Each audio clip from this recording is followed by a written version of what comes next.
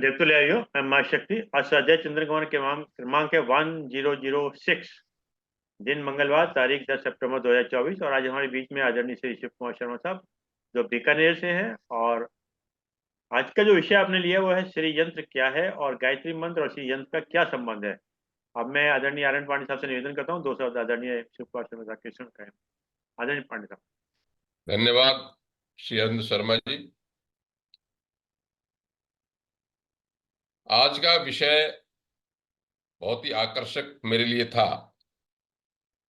कि श्री यंत्र क्या है और गायत्री मंत्र से इसका क्या संबंध है। और श्री अरविंद शर्मा जी ने बीकानेर से वक्तव्य देने वाले श्री शिव कुमार शर्मा जी की मेरे से बहुत प्रशंसा की, विद्वत्ता की, उनके ज्ञान की। तो मैंने सोचा अवश्य ही मैं इसका लाभ उठाऊंगा। श्री यंत्र के बारे में जैसे हमारे देव ऋषि जी तो श्री यंत्र को लेके ही बैठे हैं, सब जानते हैं कि श्री विद्या एक ऐसी विद्या है जो आदि शंकराचार्य भी प्रभावित थे उससे। उनके जो शिष्य एक शंकराचार्य श्रृंगेरी में हुए सुरेश्वराचार्य, वो श्री विद्या के उपासक कहे जाते हैं। मीमांसा में भी भास्कर राय जी का बड़ा नाम है। शैव मत में भी अभिनव गुप्त जी का बड़ा नाम है कि श्री विद्या इन्होंने की। और 10 महाविद्याएं जो हैं, काली, तारा, षोडशी, भुवनेश्वरी, त्रिपुर, भैरवी, छिन्नमस्ता, धूमावती, बगलामुखी, मातंगी और कमला, उसमें षोडशी विद्या को श्री विद्या कहते हैं, उनके अलग अलग नाम है। तो ये बड़ा महत्वपूर्ण विषय है और गायत्री से उसका संबंध जोड़ने जा रहे हैं तो हम लोगों को निश्चित ही बहुत ही ज्ञान और बहुत ही जानकारी प्राप्त होने वाली है। मैं ऐसा उम्मीद विश्वास करता हूं और इससे साधना के पथ पर चलने वाले हम लोगों को, जो जिज्ञासु लोग हैं, साधक लोग हैं, उनको भी सहायता मिलेगी। तो मैं आदरणीय श्री शिव कुमार शर्मा जी से आग्रह करता हूं, अनुरोध करता हूं कि वह अपना वक्तव्य प्रारंभ करें और हम सब लोगों को बहुत ही ज्ञान प्राप्त कराएं। श्री शिव कुमार शर्मा जी।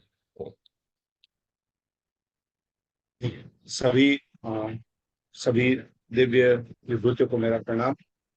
मैं अरविंद जी साहब से निवेदन करूंगा कि वो स्क्रीन शेयरिंग की परमिशन दे देते। मैं एक वीडियो शेयर करना चाहूंगा आप लोगों से साथ, जिसमें जैसे अभी हम लोग प्राचीन वाली तो बात करेंगे, पर आधुनिक जगत में अगर हम बात करें, जिसमें अमेरिका के देश में अगर एक प्राकृतिक श्रीयंत्र कैसे बन गया, मतलब वहां की जो समृद्धि है विश्व में, वो श्रीयंत्र के प्रभाव से वहां श्रीयंत्र स्वतः ही बन गया। तो ये आप जाएंगे तो आप चाहेंगे तो उसको विशेष रूप से यूट्यूब पे आप देख सकते हैं। ये यूट्यूब पे बहुत जगह पे आया हुआ भी है। तो मैं अभी उसी यूट्यूब वाले चैनल को आपको दिखाना चाहूंगा, शेयर करना चाहूंगा स्क्रीन में, तो आप देखते ही आपको आइडिया लग जाएगा। एक बार आप देखेंगे फिर हम उसको इस पे डिस्कस करेंगे। Or no, area when this happened. The story. If you go on Google, you can find this of the Steam Mountains. They were an incredible story. 9,000 people.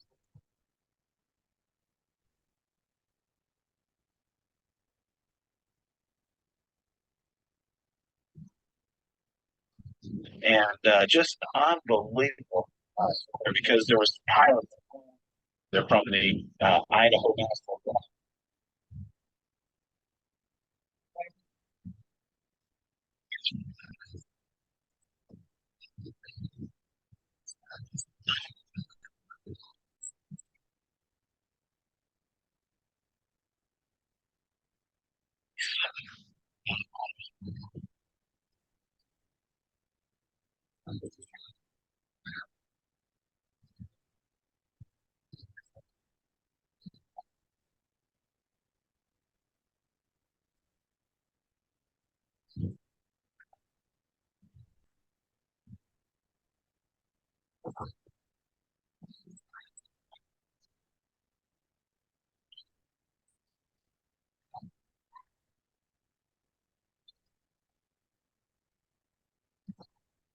Cloud that's 3 inches deep throughout this entire who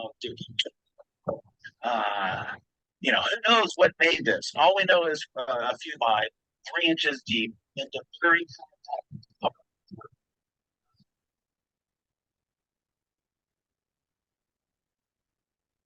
do something like that and really make it look this as well.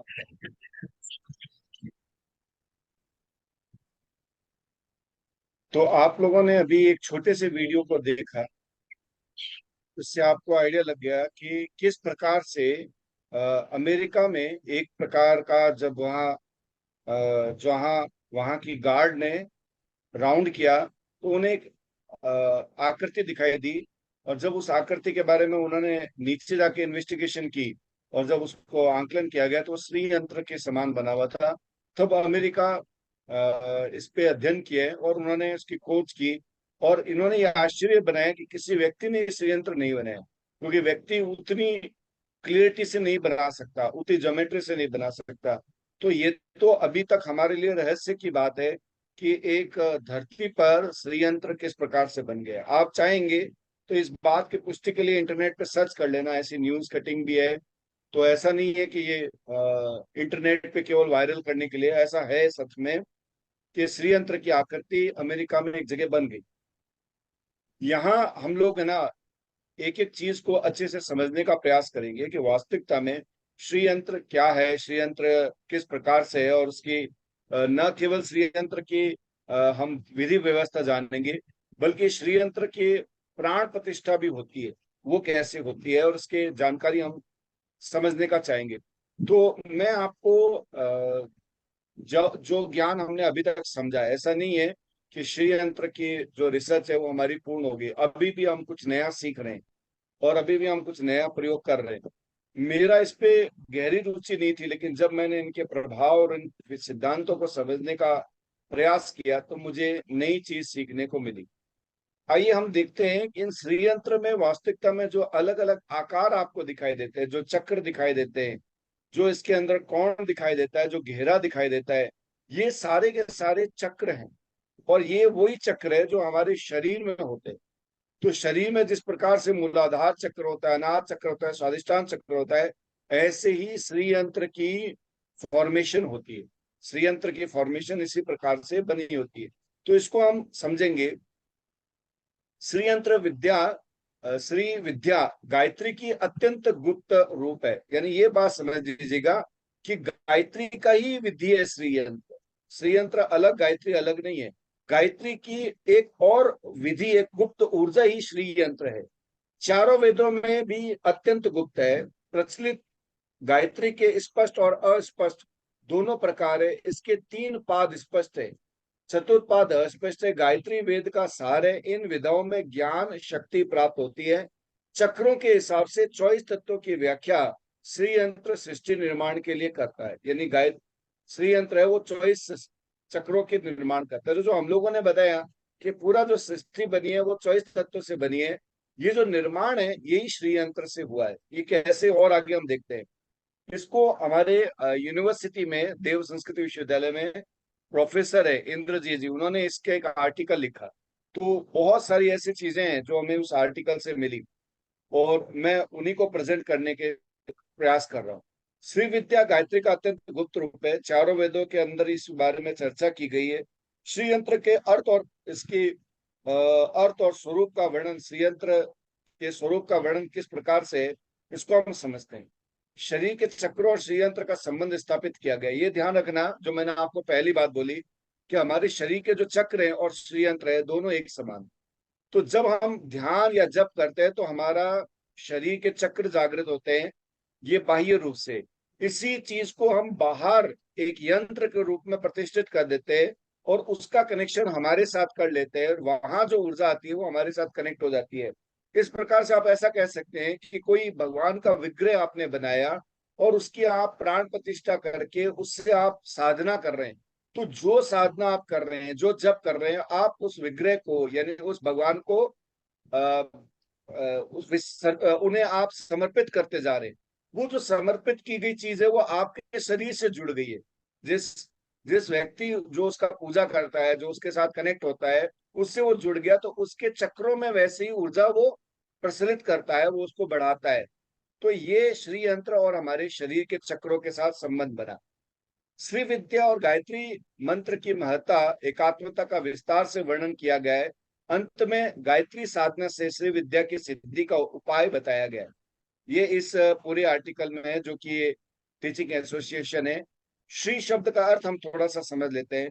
Shri शब्द का अर्थ होता है श्रीयते या साश्री, अर्थात जो श्रवण किया जाए, जिसे बार बार सुना जाए, वही श्री है। जो नित्य पर ब्रह्मा का आश्रय करती है, वही श्री है। जिस प्रकार प्रकाश या गर्मी से, बहुत तेज प्रकाश होता है, गर्मी होती है, अग्नि से अभिन्नता है, उसी प्रकार से पर ब्रह्म और शक्ति भी अभिन्न है। यानी एक ब्रह्म है और एक उसकी शक्ति है, तो दोनों अलग अलग नहीं है। जैसे सूर्य से प्रकाश या सूर्य से गर्मी अलग नहीं है। शरीर में जब प्राण और चेतना अलग अलग रहते हैं तो दुख होता है। दुख को दूर करने के लिए ही श्री यंत्र स्वतः ही प्राण और चेतना को जोड़ता है। तो मैं आपको ये बताना चाह रहा हूँ कि इस पैराग्राफ से आपको एक बात समझ आएगी कि श्री यंत्र वो माध्यम है जिसमें हमारा प्राण, यानी जो हमारे अंदर प्राण है, वो मूल चेतना के साथ जुड़ता है। ये यंत्र है। यंत्र का मतलब डिवाइस है। जैसे कि मैं आपसे बात कर रहा हूं तो कंप्यूटर एक डिवाइस चाहिएगा, या आप मेरी आवाज सुन पा रहे हैं, इंटरनेट कनेक्शन चाहिएगा, सैटेलाइट चाहिएगी, तो जिससे हम कनेक्ट हो पाते। वैसे ही प्राण और चेतना को जोड़ने का माध्यम है श्री यंत्र। फिर इसमें लक्ष्मी का क्या भाव है? श्री में लक्ष्मी को बोला जाता है, तो लक्ष्मी का क्या आशय? लक्ष्मी का आशय केवल धन धान्य की वृद्धि ही नहीं है। ये हम लोग कई बार कंफ्यूज होते हैं कि श्री यंत्र केवल उन लोगों के लिए जो कि धन की प्राप्ति करना चाहते हैं, नहीं है। अगर ऐसा होता तो जो हमारे शुरू में जो वक्ता है उन्होंने बताया कि श्री की जो साधना है वह हमारे पूर्व में बहुत सारे ऋषि मुनियों ने की और आदि शंकराचार्य ने भी शुरू की। वो क्यों की? क्योंकि केवल और केवल धन प्राप्ति के लिए नहीं है, वरन हर प्रकार की उन्नति, सम्मान, बड़प्पन, आनंद, ऐश्वर्य का समावेश लक्ष्य के रूप में होता है। अगर हम अध्ययन दीक्षित ने तो अंतिम मोक्ष को भी मोक्ष साम्राज्य लक्ष्मी कहा गया, यानी मोक्ष मिलता है उसकी जो लक्ष्मी है वो भी श्री है। इसलिए आद्य गुरु शंकराचार्य के चारों मठों में श्री यंत्र की स्थापना की गई है। शास्त्रों का विश्वास है कि शक्ति ही सब कुछ है, वही मान शक्तिशालिनी है, उनके बिना ब्रह्म भी कुछ नहीं कार्य कर सकता, निष्क्रिय रहता है। इस महान शक्ति की संज्ञा महालक्ष्मी के रूप में बताया गया, यानी शक्ति जो है वो महालक्ष्मी के रूप में है। श्री विद्या गायत्री का अत्यंत गुप्त रूप है। ये चारों वेदों में अत्यंत गुप्त है। प्रचलित गायत्री के स्पष्ट और अस्पष्ट दोनों प्रकार है, और इसके 3 पाद है और चतुर्थ पाद अस्पष्ट है। गायत्री वेद का सार है। इन विद्याओं का ज्ञान शक्ति प्राप्त होती है। चक्रों के हिसाब से 24 तत्वों की व्याख्या श्री यंत्र के शिष्य निर्माण के लिए होती है। अब यहाँ हम श्री यंत्र की शब्दार्थ और परिभाषा देखते हैं। यंत्र का अर्थ शब्द होता है यम, धातु से बना है। इस धातु के अर्थ क्रमशः इस प्रकार है: विपरीत, परिवेशन, वेष्टन आदि। और यचित, अत्रित, यंत्रम, अर्थात यानी इसका मैं हिंदी अवार्थ लेता हूं तो जिसकी उत्पत्ति, जिसके अनुसार यमन और त्राण रूप 2 धातु से होता है, यह शब्द बनता है। भावार्थ क्या है? इसको भावार्थ लेते हैं।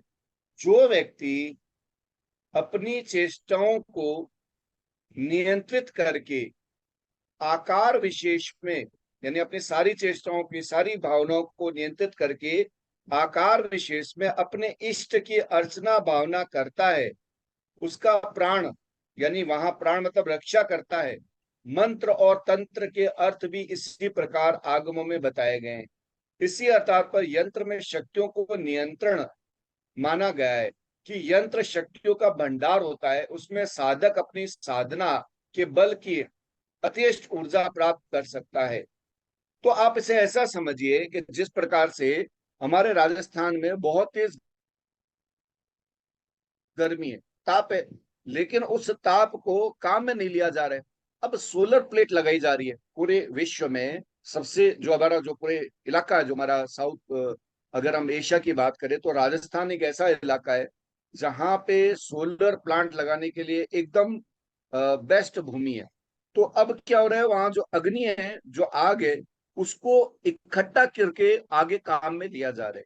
तो हम सब साधना करते हैं, सभी साधक हैं, हम कई बार बहुत भावना से तेज साधना करते हैं, कई बार हमारी साधना कम होती है, तो हमारी जो साधना में जो ऊर्जा आ रही है वह ऊर्जा श्रीयंत्र शोषित कर लेता है। और जब भी हम कहीं पर भी किसी भी कोने में रहेंगे, कहीं पर भी रहेंगे, हमारी उस ऊर्जा की जब कमी होती है तो वहां से वापस आ जाता है। यानी श्रीयंत्र उस साधक से जुड़ जाता है जिसने उसकी स्थापना की, प्राण प्रतिष्ठा की, और उसकी साधना के साथ उसका कनेक्शन बनता है। ये इसका विज्ञान है। यानी केवल आप श्रीयंत्र की फॉर्मेशन लेके बैठ जाएंगे, वहां नहीं होगा, उसकी फॉर्मेशन में ऊर्जा डालनी पड़ेगी। अब बात करते हैं फिर इसकी फॉर्मेशन और आकार। इसका आकार इस प्रकार से बना है कि ये विश्व ऊर्जा को ग्रहण कर सकता है, विश्व एनर्जी को ग्रहण कर सकता है, जो ब्रह्मांडीय एनर्जी है उसके साथ मैच कर सकता है, उसकी फ्रिक्वेंसी के साथ मैच कर लेता है। तो आइए इसी बात को और अच्छे से समझते हैं।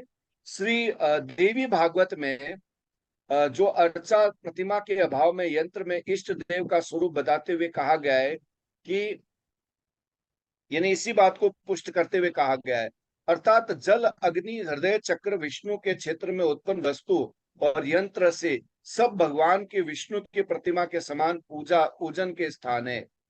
यानी वो जो स्थान बता रहे हैं वो हृदय चक्र बता रहे हैं, और जल अग्नि और चक्र विष्णु के उत्पन्न, यानी विष्णु का जो क्षेत्र है वो हृदय चक्र है, और श्री यंत्र जो है वो विष्णु से जुड़ा हुआ है, पालन से जुड़ा हुआ है। आगे लिखा गया है, शालिग्राम शिला मणि यंत्र प्रतिमा मंडल पर भगवान विष्णु के सदा पूजा करनी चाहिए। केवल भूतल पर पूजन करना उचित नहीं। केवल आप पूजा करते हैं उतना ही नहीं है, केवल पूजा कर ली, अगरबत्ती कर ली, वो काम नहीं करेगा। आपको उसके सामने साथ में बैठकर उसके साथ साधना करनी होगी, उसके साथ संबंध बना के साधना करनी होगी। यंत्र तंत्र में भी श्री यंत्र का महत्व गया गया है। तंत्र यंत्र और देवता के ऐक्य मानता है भी शोक्ता के स्पष्ट कहा गया है। यंत्र मंत्र रूप, मंत्र देवताओं का ही विग्रह है, मंत्र और कुछ भी नहीं है, मंत्र देवताओं का ही विग्रह है। इस प्रकार शरीर और आत्मा से कोई भेद नहीं होता, उसी प्रकार से यंत्र और देवता में भी कोई भेद नहीं होता। तो आप ऐसा समझिए कि जो हम मंत्र जप कर रहे हैं ये एनर्जी है, ये पावर है। इस एनर्जी को कोई आकार देना होगा, उस आकार को ही यंत्र कहा है। इसीलिए मंत्र के साथ यंत्र जुड़ा है। श्री यंत्र मंत्र के साथ काम करता है। जो मंत्र है और यंत्र है दोनों का फॉर्मेशन है। जो मेरे अंदर भावना आ रही है, जो मेरे अंदर ऊर्जा प्राण आ रहा है, उसको मैं एक आकार दे रहा हूं, उस आकार को ही यंत्र कहा गया है। साधना के प्रारंभ में देवता का विग्रह शरीर रूपी यंत्र के लेखन करें। काम क्रोध आदि दोषों से उत्पन्न सब प्रकार के दुखों को नियंत्रित करने में ही इस यंत्र कहते हैं। उसकी पूजा करने से देवता प्रसन्न होते हैं। यंत्र की पूजा किए बिना देवता प्रसन्न नहीं होते। आगम शास्त्रों में दुखों का निवारण करने के लिए इसे यंत्र कहा गया है। इस प्रकार यंत्र की महिमा, उसकी पूजा फल आदि आगम तंत्र पुराण और अन्य ग्रंथों में विस्तार पूर्वक उल्लेख हुआ है। जिस प्रकार सामान्य जीवों के रहने के लिए उनके घर बने रहते हैं या बनाए जाते हैं, उसी प्रकार देवताओं के निवास योग्य ग्रह भी यंत्र ही है। यंत्रों के अपर नाम देवनगर भी है। उसका आधार पर बनी लिपि को देवनागरी कहा जाता है। देवनगरों में न केवल अकेले देव का ही वास होता है, अपितु प्रत्येक देव के अधिदेव, प्रतिदेव, परिकर आदि का भी आवास होता है। अब यहाँ आपको समझना होगा कि देव कौन है। देवता जो है वो होते हैं जो ईश्वर की बनाई हुई दुनिया के पालन करते हैं। मतलब जल देवता, अग्नि देवता, ये परम तत्व परमात्मा की बनी हुई दुनिया का संचालन करते हैं। जैसे विज्ञान है, मैं ये ऐसा कह सकता हूं कि परमाणु अपने आप में एक देव है। जब विस्फोट होता है तो अपना काम करता है, अपना प्रतिफल देता है। इलेक्ट्रॉन, प्रोटॉन, न्यूट्रॉन, ये अपने आप में देवता है, क्योंकि ये विज्ञान है, ये काम करते हैं। इनकी आप निग्लेक्ट नहीं कर सकते, इनको आप छोड़ नहीं सकते, इनका इफेक्ट पड़ता है। यही देवता जहां निवास करते हैं उसको यंत्र कहा है। अब इसे और भी अलग अलग एंगल से हम समझने का प्रयास करेंगे। यह ग्रह केवल ग्रह मात्र ही ना होकर एक मजबूत दुर्ग है, ये एक किला है जिसमें अपने अपने स्थान, दिशा, मंडल, कोण आदि के अधिपति पूर्ण रूप से सादर आमंत्रित होकर पूजा प्राप्त करते हैं तथा यंत्र के प्रधान अधिष्ठाता देव की आज्ञा पाकर अपने अपने स्थानों की सुरक्षा के लिए नियुक्त होते हैं। इस तरह यंत्रस्थ पूरा देव परिवार यंत्र धारक और साधक की सुरक्षा और कार्य सिद्धि में सदा सहायक होता है। यही आवास ग्रह रूप यंत्र भारतीय ज्ञान विज्ञान के लिए प्रतीक के रूप में सर्वत्र व्याप्त होकर इतना धूलमिल जाता है कि उसका अपना मूल रूप अब उन्हीं का एक वास्तविक रूप हो जाता है। सर्वप्रथम इस दृष्टि से हमें लिपि तत्व और श्रीयंत्र की एक रूपता के बारे में कुछ समझ लेना आवश्यक है, जिसका कुछ निर्देश आगे दिया गया है। यंत्र की उत्पत्ति और विकास भारतीय वेदों और शास्त्रों के लिए सिद्ध होता है। प्राणी की उत्पत्ति काल के साथ ही जिस वाणी का आविर्भाव होता है उसे परा, पश्यंती, मध्यमा के क्रम में होती हुई सर्वजन श्राव ध्वनि के रूप में बेखरी कहते हैं। इस बेखरी का सर्वप्रथम वर्ण ओम है। यह ओंकार समस्त वाणी वैभव का मूल स्रोत है तथा इसी के आकार विकार से वर्ण लिपियों का विकास विस्तार हुआ है। तो यहाँ थोड़ा सा आप समझने का शुरू करिए। श्री यंत्र की जो मूल जड़ है वो ओम ही है। ये कैसे ओम कहाँ है श्री यंत्र में, ओम कैसे आकार ले रहा है? तो श्री यंत्र में जो मेन जो उसकी बीज है वो ओम है। और ओम सब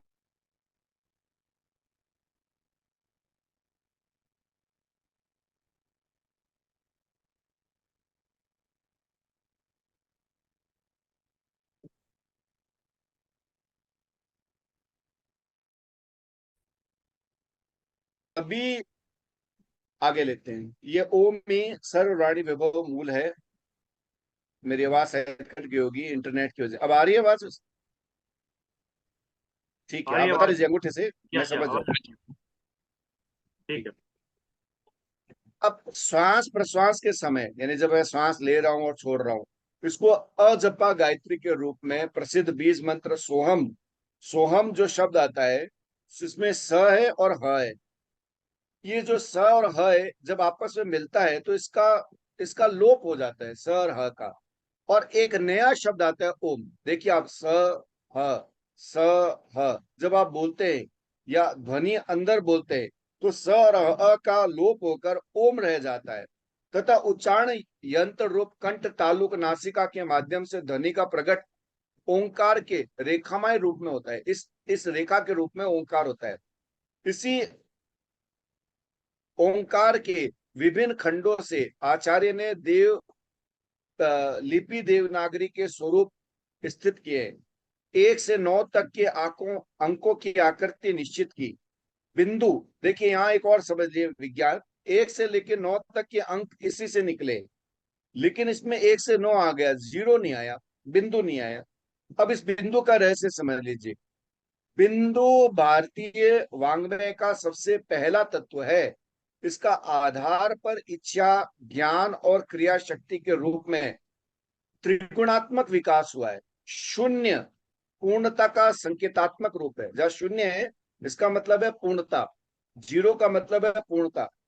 इसी आनंद समुद्र में विराजमान परमात्मा जब इच्छा होती है कि एको हम बहुश्यामी, मैं अकेला हूं और बहुत बन जाऊं, बस उसी समय मकड़ी की जाल की तरह सृष्टि का विस्तार होने लगता है और भगवती परापूर्णता बिंदु रूप उस बिंदु से उपयुक्त भावना का उल्लास होने पर प्रथम लघु बिंदु यानी छोटा बिंदु उछल कर इच्छा शक्ति के रूप में बाहर आती है और दूसरी ज्ञान रूपी शक्ति के रूप में बाहर आती है और तीसरी क्रिया शक्ति के रूप में बाहर आती है। इन तीनों बिंदुओं के परस्पर मिल जाने से त्रिकोण बनता है। इसी प्रकार त्रिकोणागत रेखाओं के खंड के न्यूनाधिक रेखाएं बनती है। अब समझिए क्या कहना चाहते हैं। आप श्रीयंत्र देखिए, आपके पास अगर हो, उपलब्ध हो, मैं यहां से चलो ऊपर से दिखा देता हूं। श्रीयंत्र का जो एकदम बीच का सेंटर पॉइंट है उसको देखेंगे तो यहां आपको त्रिकोण दिखाई देगा। इस त्रिकोण के बीच में, मैं इसको थोड़ा जूम कर देता हूं, अगर आपके पास श्रीयंत्र है तो त्रिकोण के बीच में बिंदु है। कहने का मतलब है ये बिंदु ही परमात्मा है। और ये परमात्मा जब इच्छा करता है कि मैं एक से अनेक बनूं तो 3 धाराएं बनती है। एक तो आती है इच्छा, यानी बनना है तो इच्छा बाहर आती है। एक उसके लिए क्रिया आती है, यानी कार्य आता है। तो आप देखे पाएंगे कि इच्छा, क्रिया और शक्ति यानी तीनों चीजें मिलकर बाहर आती है। तो ये जो 3 चीजें त्रिकोण बनता है, ये जो आप त्रिकोण देखते हैं, ये त्रिकोण आपको 3 भावनाओं के बनने से आई है। मैं वापस नीचे ले आता हूँ उसी चीज को। अब हम वापस पढ़ेंगे तो आपको समझ में आ गया कि जीरो क्या कहना चाह रहे हैं। ये हम यहाँ थे शून्य में,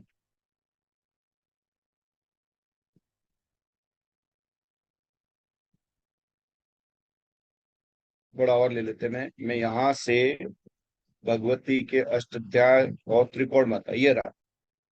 तो आइए हम देखते हैं, इसको वापस से समझने का प्रयास करें।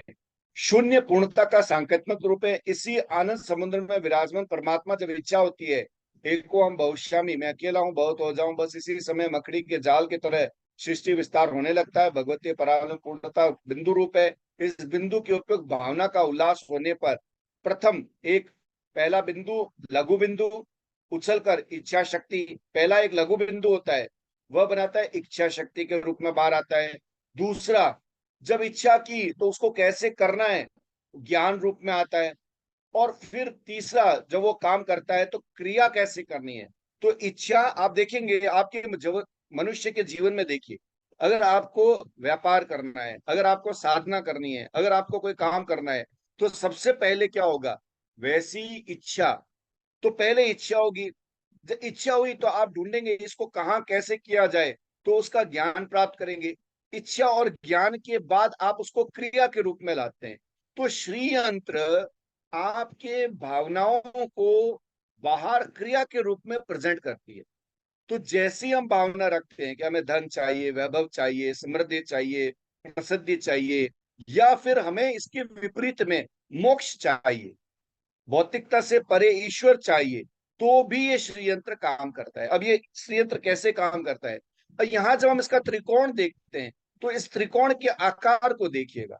यदि आप भारतीय मतलब आप गृहस्थ जीवन में श्रीयंत्र की पूजा करते हैं, तो त्रिकोण का आकार नीचे की तरफ रहेगा। नीचे मतलब उसका जो नीचे आकार है, अभी आप देखिए, देखिए जैसे मैं अभी इसमें दिखा रहा हूं, आप इस कोण में देखिए, इसमें जो आकार है त्रिकोण का, वो बीच का सेंटर वाला त्रिकोण का जो आकार है वो नीचे की तरफ है। नीचे का मतलब मूलाधार की तरफ है। तो ये कहने का मतलब है ये परम तत्व की चेतना को बाह्य जगत में लेके आएगा। बाह्य जगत का मतलब है ये भौतिकता बनाएगा, ये सृजन करेगा, ये बनाएगा।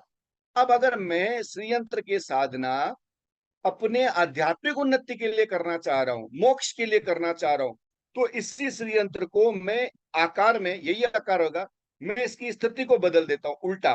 तो जो त्रिकोण दिख रहा है आपको, ये त्रिकोण ऊपर की तरफ हो जाएगा। जब ये ऊपर की तरफ होता है तो एनर्जी को सहस्त्रार में छोड़ता है, यानी समेटता है, यानी कि बाहर जितनी भी भौतिक चीजें बनी है उसको विनाश करता है। यही श्रीयंत्र आपने अगर ढंग से अपने घर में स्थापित नहीं किया, आप अपने जगह पर सही आकार में सही दिशा में आपने नहीं किया, तो इसका विपरीत प्रभाव पड़ता है। कारण ये कि आपने उसकी एनर्जी का डायरेक्शन कहाँ किया है। तो हमेशा ये जो डायरेक्शन है वो मूलाधार की तरफ, नीचे की तरफ रहता है। अगर आकार में देखा जाए इसको रखने का तरीका, तो पूरब से सूर्य उदय हो रहा है, आप समझिएगा, पूरब से सूर्य उदय हो रहा है, तो हम उसके आकार को पश्चिम दिशा की तरफ करेंगे। तो ये आप देखेंगे, जब ये जो श्रीयंत्र जहां स्थापित होता है उसकी यहाँ कोण लिखे होते हैं, पूर्व पश्चिम उत्तर दक्षिण। तो ये जो कोण है, जो अभी ये तीन देख रहे हैं आप, एक दो तीन चार पांच, ये पांच कोण दिख रहे हैं, एक दो तीन चार पांच, ये पांच कोण इधर की तरफ आ रहा है, ये पश्चिम दिशा होती है। पश्चिम दिशा का मतलब है हम एनर्जी को सूर्य से खींचकर सृष्टि की तरफ ला रहे हैं। आप देखेंगे और कहीं पर भी ये पांच कोण आपको नहीं मिलेंगे। इस तरह से ऊपर में देखेंगे तो ये कैसे मिलेंगे, एक दो तीन चार, ये जो बीच वाला कोण है वो नीचे की तरफ मुड़ा हुआ है, एक दो तीन चार यहाँ पे भी है। तो एक दो तीन और चौथा ये भी यहाँ है, एक दो तीन चार ये भी है। बीच वाला कोण डिसाइड करता है कि आपकी दिशा किस तरफ है, भौतिकता की तरफ है क्या आध्यात्मिकता की तरफ है। तो ये बताने का मतलब है कि जब सृष्टि का निर्माण हुआ तो शून्य से नई सृष्टि के निर्माण के लिए हमें इन बिंदुओं की चीजों को काम में लेना पड़ता है। अब आगे देखते हैं, रेखाओं और बिंदुओं की दिशा और विदिशा में फैलने वाले रूपों में तिरछी, गोल, लंबी, चौड़ी, मिश्रित तथा विभिन्न आकृतियों की बन जाती है। ऐसी विभिन्न आकृतियों का एक निश्चित स्वरूप भी यंत्र कहलाता है। जब ये आकृतियां बन जाती है तो इनके आकार के बनने से ये निश्चित रूप से काम करती है। मैं आपको महर्षि अरविंद की बात एक बताना चाहता हूँ। महर्षि अरविंद के जो आश्रम है उसमें उन्होंने बहुत कम चीजें अपने पास रखी, यानी अपने पास जो भी व्यक्ति होता है जिसको हम लोग कहते हैं कि ये व्यक्ति आध्यात्मिक है, वो वस्तुओं को अपने पास कम रखता है। आप जैन साधुओं को देखिए, वो यंत्रों को अपने पास कम रखते हैं। क्यों? क्योंकि जितने अधिक यंत्र हो वो अपनी एनर्जी की फॉर्मेशन बदल देते हैं और वो हमारे एनर्जी के साथ कनेक्ट होते हैं। तो आकार एनर्जी का बहुत बड़ा स्रोत है। किस आकार में जो चीज है उसका वैसी एनर्जी आती है। इसी रहस्य को यहाँ हम लोग और अधिक रहस्य में समझेंगे। ये कहाँ से लिखा गया है? ये रहस्य में यंत्र राज श्री यंत्र से लिया गया है। अति गुह्य परम रहस्य में श्री आराधना को सर्वोपरि वर्णित किया गया है। अखिल चराचर जगत की अधिष्ठती शक्ति के महत्ता मात्र सत्ता के रूप में भारत में वांग्मय में वर्णित किया जा रहा है। श्री आराधना मंत्र यंत्र और तंत्र के नाना विधि प्रकार में देवी सामुज्य का सहज माध्यम माना गया है। मैं थोड़ा और इसको आगे लेता हूं। यह वही परम रहस्यमयी गुणात्मक शक्ति विश्व का सृजन करती है, पालन करती है और संहार करती है। देखिए तीनों काम इसी का है। सृजन भी यही से, पालन भी यहीं से और संहार भी यहीं से। निग्रह एवं अनुग्रह इन पंच कर्मों की नियामिका अखिल ब्रह्मांड की प्रतीकात्मक आकृति ही श्री यंत्र है। मतलब श्री यंत्र क्या है? सृजन भी है, पालन भी है, संहार भी है, निग्रह भी है, अनुग्रह भी है और पंच कर्मों की नियामिका भी है। यथा पिंड तथा ब्रह्मांड है, संपूर्ण ब्रह्मांड की केंद्र भूता यही शक्ति शरीर में अंतर्निहित प्राण शक्ति है। यही योगियों की भाषा में चेतना शक्ति अथवा कुंडलिनी शक्ति कहा जाता है। अब मैं आपको बताना चाहूंगा, श्री यंत्र और कुछ भी नहीं है, विश्व की कुंडलिनी है। जैसे मेरी एक कुंडली शक्ति है, मूलाधार स्वादिष्ठान, इसकी एक रूपरेखा है, तो पूरे विश्व की भी तो एक कुंडलिनी शक्ति होगी, भी श्री यंत्र है। जब विश्व की कुंडली शक्ति और हमारी कुंडली शक्ति मैच करती है तो हमारा कार्य सिद्ध होने लगता है, क्योंकि हम उसकी एनर्जी से चल रहे हैं। हम कुछ और फॉर्मेशन कर रहे हैं और विश्व की शक्ति कुछ और, तो मैच नहीं हो पाता है। इसीलिए श्री यंत्र की स्थापना की गई है। इसीलिए हमारे भारतीय संस्कृति में श्री यंत्र को महत्व दिया गया है। और आगे देखते हैं। इसकी अधिष्ठात्री देवी स्वयं श्री विद्या त्रिपुरा सिंदूर है, उनके अनेक ही रूप है। इस यंत्र की मान्यता है वह बेहद शक्तिशाली ललिता देवी का पूजा चक्र है। इसको त्रिलोक्य मोहन अर्थात तीनों लोक्य के मोहन यंत्र भी कहते हैं। ये सर्व रक्षाकर, सर्व व्याधि निवारक, सर्व कष्ट नाशक होने के कारण ये सर्व सिद्धिप्रद, सर्वार्थ साधक, सर्व सौभाग्यदायक माना जाता है। श्री यंत्र लौकिक शक्ति व चमत्कारों से परिपूर्ण गुप्त शक्तियों का प्रजनन केंद्र बिंदु कहा गया है। इस प्रकार से सब कवचों की चंडी कवच सर्वश्रेष्ठ कहा गया है। इसी प्रकार से सभी देवी देवताओं के यंत्रों में श्री देवी का यंत्र सर्वश्रेष्ठ कहा गया है। इसी प्रकार से इसे यंत्र राज की उपाधि दी गई। ध्यान रखिएगा, यंत्र बहुत सारे होते हैं, आप लोगों ने बहुत सारे यंत्रों के बारे में सुना होगा, लेकिन अगर कोई पूछे कि यंत्र राज कौन है तो वो श्री यंत्र ही है। तो जैसे मंत्रों में श्रेष्ठ गायत्री मंत्र है, तो यंत्रों में श्रेष्ठ श्री यंत्र है। साधक को सहज आराधना हेतु इसे अनेक मंत्र स्रोत से जोड़ा गया है। षोडशी मंत्र अति गुप्त है, तभी यहाँ प्रकाशित उचित नहीं, केवल गुरु मुख से ही दीक्षा देना उचित होता है। तो ये हम इस पे बारे में बात ही नहीं कर रहे हैं, हम तो केवल श्री यंत्र की बात करें। श्री यंत्र के मध्य बिंदु में विराजमान भगवती महात्रिपुरा सुंदरी श्री वेद नाम से जानी जाती है। इन्हें मणिपुर द्वीप वासिनी भी कहा जाता है। श्री यंत्र के मध्य में पंच प्रशासन पर राज राजेश्वरी जगत जननी माँ पराम्बा ललिता महात्रिपुरा सुंदरी श्री विद्या विराजमान है। सिंहासन के चार आधार स्तंभ के रूप में चार देव ब्रह्मा, विष्णु, रुद्र और ईशान है। तो देखिए चारों और जो आकार बन रहा है वो चारों आकार है ब्रह्मा, विष्णु, रुद्र और ईशान। ये योगीराज शिव लेटे हुए हैं, उनकी नाभि से निकलकर सहस्त्र दल कमल पर मातेश्वरी आसीन है। श्री विद्या का स्वरूप 16 वर्षीय बालिका का है। 16 साल की जो कन्या है उसका जो स्वरूप है वही श्री यंत्र का है।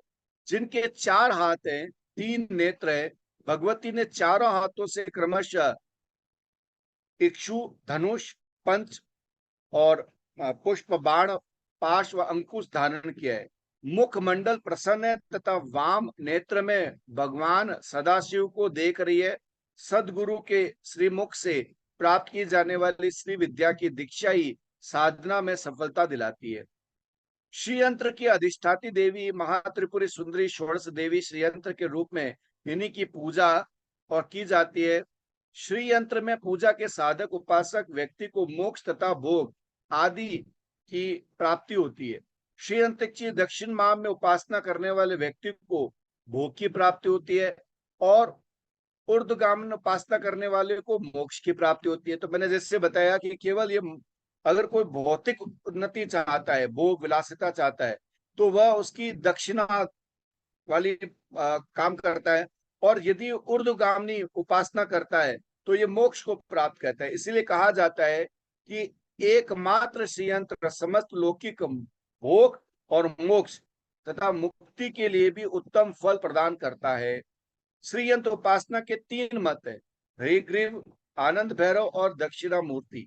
सभी मतों की उपासना विधि में वर्णन करना कठिन है, लेकिन विस्तार का है, यानी मैं इसको छोड़ रहा हूं क्योंकि ये उपासना का आप लोग उसकी जब उपासना करने लगे तो उसको ले सकते हैं। मैं वहां उपासना में ना जाते हुए इसको मैं थोड़ा सा स्किप करूंगा, क्योंकि मुझे अब जो लेना है गायत्री हृदय में इस प्रकार कहा गया। गायत्री हृदय एक पुस्तक है, गायत्री हृदय, उसके अंदर श्री यंत्र के बारे में क्या कहा गया, क्योंकि मेरा विषय श्री यंत्र के साथ गायत्री साधना है। गायत्री सदा प्रणव युक्त है। बिना, देखिए आप गायत्री मंत्र में भी ओम पहले आता है, ओम के बिना गायत्री मंत्र काम ही नहीं करता। ओम उच्चारण सदा ओंकार समेत होता है। यद्यपि साधारण साधना में और विवेचना में 3 ही व्याप्तियों का प्रयोग किया जाता है। देखिए आप लोग कई बार यूज करते हैं ओम, भूर, भुव, स्व, ये 3 व्याहतियां होती है। इन 3 व्याहतियों का प्रयोग हम लोग करते हैं, लेकिन हम नहीं जानते कि ब्रह्म विवेचना के लिए उपनिषद विज्ञान में 7 व्याहतियों का प्रयोग है। 7 कौन सी होती है, आप में से कोई जानता होगा? ओम, भूर, भुव, स्व के अलावा 7 कौन सी होती है? भू, भुव, स्व, मह, जन, तप, सत्यम, ये और 7 व्याहति होती है। ये 7 लोक है, ये गायत्री की और पावरफुल एनर्जी पैदा करता है। मैं ये विज्ञान इसलिए बता रहा हूँ कि इसका संबंध श्री यंत्र से, इसलिए आपको इसको कोरिलेटेड करना पड़ेगा। उपनिषद विज्ञान के लिए 7 व्याधियों का प्रयोग होता है। यदि सब पापों का समूह इकट्ठा हो जाए तो भी उसका नाश सहस्त्र गायत्री के अभ्यास से करने से हो जाता है। तो ये मोटे अर्थ में सहस्त्र का अर्थ होता है 1,00,000 अभ्यास गायत्री मंत्र, परंतु यह पूर्ण नहीं है। इसका मतलब है, सत का मतलब है निश्चित, निश्चित का मतलब निश्चित भाव। जैसे मान लीजिए सद्गुणों के लिए कर रहे हैं, किसी निश्चित भाव के लिए कर रहे हैं, किसी निश्चित इच्छा के लिए कर रहे हैं, और सहस्त्रार में कर रहे हैं। सहस्त्रार का मतलब ब्रह्मरंध्र में। तो गायत्री के धारणा अभ्यास करने से सभी पापों का दूर नष्ट हो जाता है। अब यहां देखते हैं, श्री यंत्र के संदर्भ में अनेक देवताओं और संतों ने एक कथा वर्णन मिलता है। उसके अनुसार एक बार शंकराचार्य ने कैलाश मानसरोवर पर भगवान शंकर की कठिन तपस्या कर प्रसन्न किया। भगवान शंकर प्रसन्न हो गए। उन्होंने बोला वर मांगो। आदि शंकराचार्य ने विश्व कल्याण का उपाय पूछा। भगवान शंकर ने शंकराचार्य को साक्षात लक्ष्मी स्वरूप श्री विद्या श्री यंत्र की महिमा बताई और कहा कि इस श्री यंत्र मनुष्य का सर्वदा कल्याण करेगा।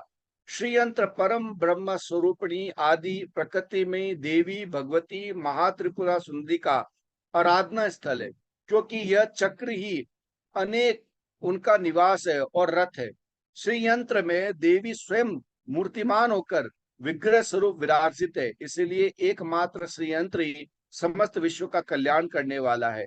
आज के यांत्रिक युग में अधिक, जबकि मनुष्य अनेक प्रकार की समस्याओं के आक्रांत है, अगर वह श्री यंत्र की स्थापना करे तो यह यंत्र उनके लिए अमोघ रामबाण हो सकता है। आदिकाल विद्या वास्तव में प्राचीन काल में वास्तुकला और अत्यंत समृद्धि। अब यहां से आता है श्री यंत्र की रचना कैसे हुई। तो यहाँ हम उसको और अच्छे से समझने का प्रयास करते हैं। श्री यंत्र में सर्वप्रथम धुरी में, यानी मैंने बताया धुरी का मतलब बिंदु, चारों तरफ त्रिकोण है, इनमें 5 त्रिकोण बाह्य और झुकते हैं।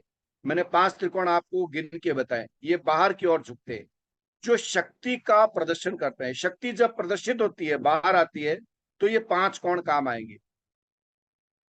4 ऊपर की तरफ है, जो शिव यानी कि विद्युत तरफ दर्शाता है। अंदर की तरफ झुके हुए 5 तत्व, 5 संवेदनाएं हैं, 5 अव्यय है, तंत्र और 5 जन्म बताते हैं। ऊपर की ओर उठे हुए 4 जीवन, आत्मा, मरुमज्जा, वंशानुगति का प्रतिनिधित्व करते हैं। यानी हमारे जीवन में जो वंशानुगति से हम जन्म लेके चल रहे हैं, हमारा डीएनए, तो आप देखेंगे डीएनए का भी एक स्ट्रक्चर होता है। ये स्ट्रक्चर ही डिसाइड करता है कि आगे आने वाली संतान, आगे आने वाली जो जाति, आने वाली जो जन्म लेने वाला जातक है, वो किस प्रकार का होगा। तो डीएनए में जो स्ट्रक्चर बनता है, श्रीयंत्र उस स्ट्रक्चर को ठीक करता है, उसको सही करता है, यानी उसको विश्व की आकृति, परम तत्व की आकृति से मैच करवाता है।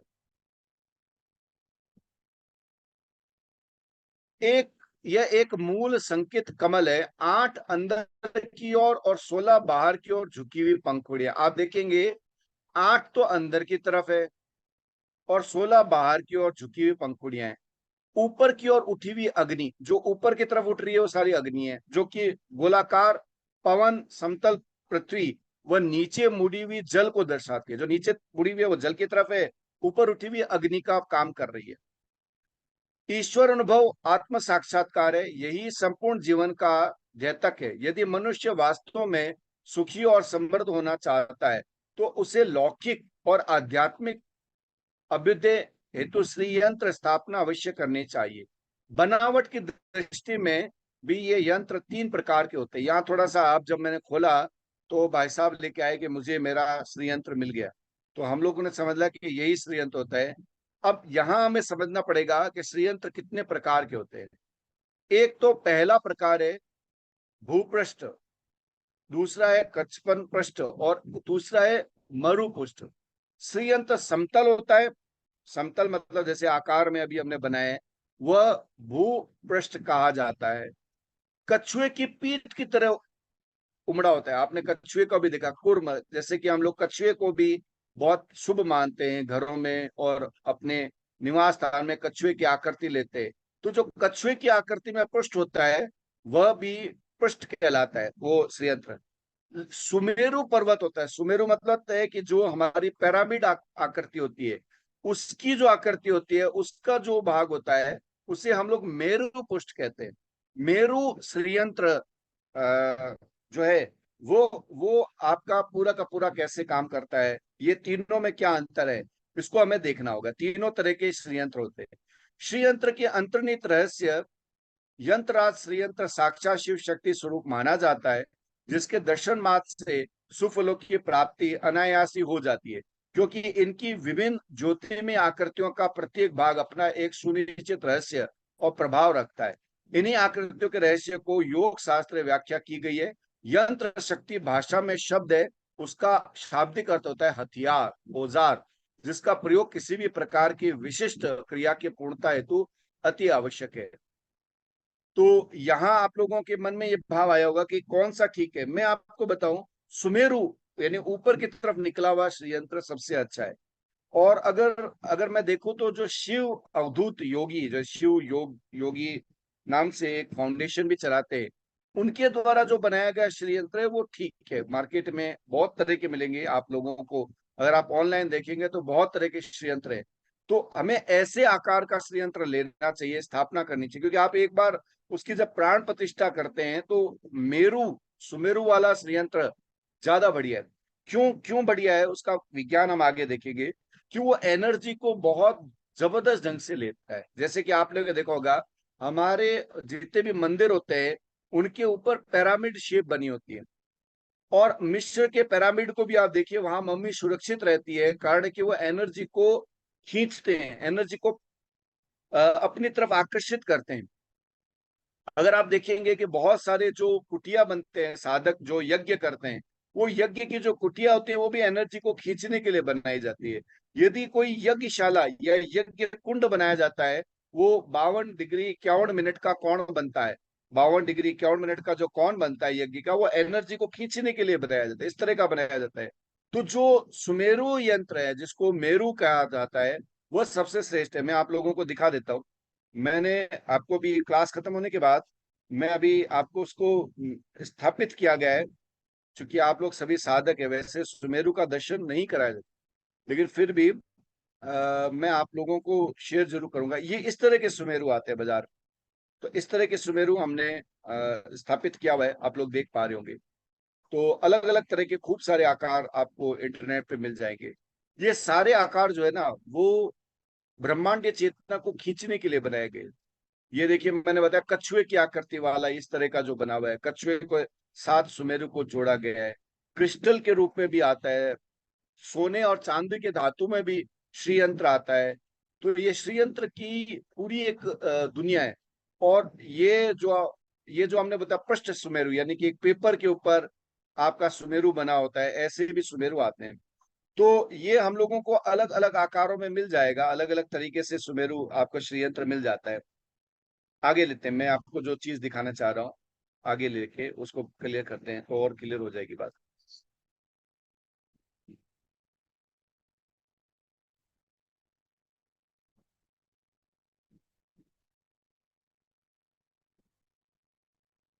अब आगे हम देखते हैं।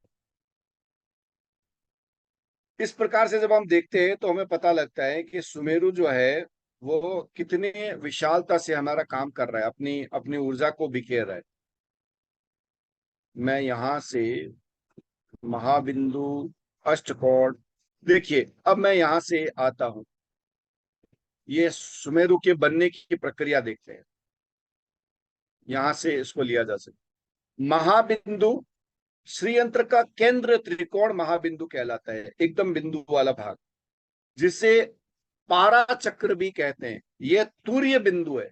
इसे महाबिंदु, अनादिकाल या शिव शक्ति स्वरूप, दंपति, परम पुष्प, परा प्रकृति, उल्लास कहते हैं। तो जो अभी आपने सुमेरु देखा, उसका जो एकदम ऊपर वाला भाग ऊपर निकला हुआ होता है, ये बिंदु है। ये बिंदु के बाद इसके बाद महाबिंदु के बाद बिंदु होता है। ये केंद्र त्रिकोण के अंदर स्थित होता है बिंदु। इसे सर्व आनंद में चक्र की संज्ञा दी गई है, जिसका संबंध पूर्ण आनंद से माना जाता है। ये संपूर्ण ब्रह्मांड का बीज तत्व निहित है। फिर आता है त्रिकोण। श्री यंत्र में अवस्थित त्रिकोण प्रणव का स्वरूप है। यह केंद्र स्थल त्रिकोण से समाहित बिंदु है, जिसे सर्व सिद्धिप्रद कहा जाता है। उसके बाद आप देखिएगा, अगर आपके पास श्री यंत्र है तो बिंदु त्रिकोण के बाद आता है अष्टकोण। अष्टकोण कैसे होता है? ये त्रिकोण के भीतर 8 त्रिकोणों का समूह है। इसे सर्व रोग हर चक्र कहा गया है। इस कोण का ध्यान अवस्थित करने में सभी रोगों का समन होता है। अब मैं आपको यहाँ बताना चाहूंगा, हम लोगों ने एक क्लास ली थी, हृदय चक्र के बारे में बात की थी, गायत्री के हृदय चक्र। और हमने कहा कि हृदय चक्र में 8 चक्र होते हैं, 8 बिंदु होते हैं। आपको मैं ये बताता हूं कि श्री यंत्र और हृदय चक्र में कोई अंतर नहीं। यदि कोई व्यक्ति अपने हृदय चक्र को खोलता है, यानी हृदय चक्र पे साधना करता है, तो वास्तविकता में वो श्री यंत्र की ही साधना कर रहा है। वो श्री यंत्र बाहर नहीं है, उसके अंदर काम कर रहा है। और श्री यंत्र का जो स्थान है, हृदय चक्र का जो स्थान है, वहीं पर श्री ग्रंथि भी है, विष्णु ग्रंथि बोलते हैं। 3 ग्रंथियां हैं, ब्रह्म ग्रंथि, रुद्र ग्रंथि और विष्णु ग्रंथि। हृदय चक्र ही विष्णु ग्रंथि है। तो यहाँ जो अष्टदल है, वो हृदय चक्र के 8 दल है। और ये दल कौन से हैं याद होगा आपको, मैं एक बार पीछे क्लास में हमने चर्चा की थी। 8 दल है, वो सभी अक्षरों का पहला पहला अक्षर है, अ क च ट त प तालव्य श। तो मैंने बताया ये 8 अक्षर है, ये सभी अक्षरों का मूल है। तो यही वो अष्टकोण है। अब आगे देखते हैं उसके अंदर अंतरदशाएं। ये 10 त्रिकोण का समूह है, जो मानव जीवन के लिए रक्षा कवच का कार्य करता है। इसे सर्व रक्षा चक्र कहा जाता है। तो ये 10 कौन से होते हैं? ये 10 मणिपुर चक्र के होते हैं। मणिपुर चक्र में कुल कितने अक्षर होते हैं आपको याद होगा? वहां पे 10 कौन होते हैं, 10 मणिपुर चक्र काम आता है। आगे देखते हैं। ये 10 बाह्य त्रिकोण का समूह है जिसे सर्वातक चक्र की संज्ञा दी गई है। यह आर्थिक समृद्धि का प्रदान करता है। फिर चतुर्दिशाएं, इसे सर्व सौभाग्य चक्र कहते हैं। ये 14 त्रिकोण का समूह है जो सभी प्रकार के शुभ फल प्रदान जातक के सौभाग्य में वृद्धि करता है। अष्टदल सर्व स्वभाव चक्र की संज्ञा दी गई है। ये कमल की आठ पकड़ियों समूह का निर्मित हुआ है। इसे सौंदर्य, प्रसन्नता और समृद्धि का पर्याय माना जाता है। षोडश यानी 16 चक्र। अब 16 चक्र किसके होते हैं? 16 चक्र हमारे विशुद्धा के चक्र में होते हैं, कंठ में होते हैं। तो श्रीयंत्र के षोडश दल प्रथम 16 पंखुड़ियों का वर्णन है, क्योंकि ये षोडश दल व्यक्ति की सभी इच्छाओं, आशाओं और मनोकामनाओं को पूर्ति करता है। इसे आशा पूरक चक्र भी कहते हैं। तो मैं आपको ये बता देता हूँ कि जो हमारा विशुद्धार्घ्य चक्र है, यहाँ उदान वायु स्थित होते हैं। अगर आप प्राण, 5 प्राण पढ़े तो उनमें उदान प्राण का काम होता है रिद्धि और सिद्धि प्रदान करता है। जो समृद्धि आती है वो उदान प्राण से आती है। तो जो षोडश दल है यानी 16 पंखुड़ियां है, वो हमारी कामनाओं को पूरा करती है। कामनाओं को पूरा करने के लिए हमें रिद्धि और सिद्धि चाहिए, हमें सामर्थ्य चाहिए। तो ये जो सामर्थ्य है, ये यही कंठ विशुद्धा के चक्र हमें दिलाता है। भूपर श्रीयंत्र के 4 द्वार पूर्व, पश्चिम, उत्तर, दक्षिण में निर्मित आकृतियों की व्याख्या करें। भूपर, भूपुर अर्थात राजा का वर्णमाला, हृदय भूपर अर्थात पृथ्वी लोक। अर्थात यदि हम भूपर शब्द की विशुद्ध विवेचना करें तो पाएंगे कि श्रीयंत्र के चारों ओर निर्मित यह चेकोर यानी चकोर आकृति ईश्वर के हृदय में प्रवेश करने और भूलोक पर सुख समृद्धि प्राप्त करने का दिव्य प्रवेश द्वार है। भूपर का त्रिलोक मोहन चक्र भी कहते हैं। ऐसा माना जाता है कि इस चक्र में दैहिक, दैविक और भौतिक तापों को शांत करने की अद्भुत शक्ति है। इसमें त्रिशक्ति और अष्ट सिद्धियां अणिमा, लधिमा, महिमा, गरिमा, इशिता, वशिता, प्राप्ति और प्राकम्य स्वाभाविक रूप से विद्यमान रहती है। अर्थात भूपर में शरीर में अवस्थित सूक्ष्मभूत सूक्ष्म परमाणुओं को प्रकाशमान करने और शरीर को शांत रखने, देवत्व को विलीन करने, शांति प्रदान करने, इच्छा शक्ति, आकर्षण और वांछित की प्राप्ति, इच्छा और सोच को आकार रूप में योग्यता और धन समृद्धि को उपभोग करने की क्षमता प्रदान करने की अद्भुत और अलौकिक शक्ति प्रदान करता है। यदि साधक के हृदय में किसी भी यंत्र को, विशेषकर श्रीयंत्र के प्रति सच्ची श्रद्धा, अटूट आस्था, पूर्ण विश्वास है तो श्रीयंत्र की विधिवत पूजा और नियमित दर्शन के द्वारा श्रीयंत्र के अनेक कोटि शुभ फलों का निश्चित रूप से प्राप्त कर सकेगा। कलयुग में श्रीयंत्र को यंत्र राज कहा है। पूर्णता सार्थक है क्योंकि उसकी उपासना से धन, सुख, समृद्धि और ये सब चीजें आती है। मैं इसकी अब वो बात नहीं कर रहा हूँ। सौभाग्य लक्ष्मी उपनिषद में तृतीय खंड में मानवीय पिंड के स्थित चक्रों का ध्यान का फल बताया। यानी अगर वो चक्रों का ध्यान करता है तो ये कहा गया है कि अगर चक्रों के ध्यान करने से श्रीयंत्र की स्थापना, श्रीयंत्र की जो ऊर्जा है वो हमारे अंदर आने लगती है। तो ये मैं बता रहा हूँ। यानी कि अगर आप सभी, ये देखिए अष्टदल है अ क च ट त, ये कमल के आकार में 12 वर्ण अक्षर है अ क से ठ तक। और इसी प्रकार से जो हमारा विशुद्धार्घ्य चक्र है 16 अक्षरों से, ये सारे चक्रों के बारे में जो मैंने अभी आपको बताया उसके बारे में ये कहा गया अगर कोई व्यक्ति ध्यान करता है चक्रों में तो उसके अंदर श्रीयंत्र की ऊर्जा काम करने लगती। तो ये श्रीयंत्र का अमेरिका में प्राकृतिक रूप से प्रतिष्ठित हुई। अमेरिका के अंदर नेशनल गार्ड पायलट जो मैंने आपको उड़ान भरी, उन्होंने 10 अगस्त 1990 में वो उस समय उड़ान भर रहे थे तो उनको सतह पर 3 इंच गहरी धसी हुई परंतु रहस्यमय बात दिखाई दी। 30 मिनट पूर्व उड़ान करके आए, 30 मिनट पहले वो जब उड़ान कर रहे थे तो उन्हें कोई आकृति नहीं दिखी। वापस आए तो उन्होंने आकृति दी तो उनको ये डाउट हुआ ये आकृति कैसे हुई। फिर 12 सितंबर 1990 को प्रेस पे पता लगा कि सबसे पहले टीवी में ब्रेकिंग न्यूज आई और जिसको भारतीय धर्म में श्रीयंत्र सीधी तुलना में कही गई। तो यहाँ ध्यान रखिए कि जो आज अमेरिका में श्रीयंत्र है बना है भाई, उसकी ऊर्जा, उसकी शक्ति के कारण बना है। अब यहाँ हम लोग ये बात कर रहे हैं कि आज अमेरिका भारत के साथ अच्छे, यानी भारत को बराबर नहीं मानता, भारत को बहुत निम्न मानता है। और अगर हम अपने घरों में श्रीयंत्र की स्थापना करें और उसमें एनर्जी दे, तो कई हजारों संयंत्र से हमारा भारत जब ऊर्जा से भर जाता है तो वो उतनी ऊर्जा, उतनी शक्ति काम करते हुए उसे लेके आता है। यानी जो हम आज हम बात कर रहे हैं विश्व गुरु बनने की, अब हम जो मेन एनर्जी पॉइंट बनना चाहते हैं, तो एनर्जी पॉइंट बनने के लिए हमें श्रीयंत्र के साथ जुड़ना होगा, क्योंकि हमारे भारत में पूर्व में श्रीयंत्र के ऊपर खूब काम हुआ है और इसी कारण से भारत विश्व गुरु था, भारत सोने की चिड़िया था। तो ये इसमें चीज थी। आप लोगों को जो ये पीपीटी है, अब तो चूंकि और भी इसमें गहरी चीजें बाकी के अंदर आप देखेंगे तो इसके अंदर उसके स्थापना के मंत्र बताए, यानी कैसे उसके प्राण प्रतिष्ठा की जाती है। हम सभी लोग ऑनलाइन इस पे जुड़कर प्राण प्रतिष्ठा करते हैं और धनतेरस को करते हैं। प्रत्येक साल में धनतेरस या अक्षय तृतीया को इसकी प्राण प्रतिष्ठा की जाती है। प्राण प्रतिष्ठा के जो मुहूर्त है वो भी इसमें अलग से दिए गए, मतलब कौन कौन से दिनों में प्राण प्रतिष्ठा की जाती है। बाकी तो इसमें आप देखेंगे तो आपको मिलेगा कि इसके अंदर हमने पूरा प्राण प्रतिष्ठा करने के लिए दिया है। चैत्र शुक्ल अश्विनी शुक्ल या प्रतिपदा में अक्षय तृतीया, धन दशहरा, धनतेरस या शुक्ल पक्ष के शुक्रवार को भी कर सकते हैं। और क्या क्या सामग्री चाहिए होती है स्वयं आप अपने मन से खुद भी कर सकते हैं। और इसकी जो कर्मकांड है वो कैसे करना है वो इस पीपीटी में दिया गया है, तो ये आपके साथ शेयर कर देंगे, हमें कोई दिक्कत नहीं। अब अगर आप लोगों में से कोई प्रश्न है तो इस बारे में और बात कर लेते हैं, क्योंकि समय तो हो गया बाकी लोग हमारा। आ जाएंगे। यस, ये ठीक हो गया। हाँ शुक्ला जी, छोटा छोटा सा एक प्रश्न है मन में। जैसे अमेरिका में ये श्री यंत्र मिला है, लेकिन उसकी किसी ने साधना तो की नहीं, ना पूजा की है, तो स्वतः ही ये असर भी हो सकता है आप पे वहां है बना हुआ, और कब से बना हुआ पता नहीं, इसलिए इसकी समृद्धि हुई है, लेकिन उसकी किसी ने पूजा तो की नहीं। तो इसका क्या सही कहा, एक्सप्लेनेशन देते? सही कहा आपने। ये बात आप ध्यान रखिए कि बिना ऋषियों की इच्छा से कोई भी देश, आज पूरा विश्व जो है वो हमारे भारत में जो हिमालय में जो बैठे हुए ना ऋषि मुनि, उन्हीं के अधीन से चलता है, उन्हीं के सही से चलता है।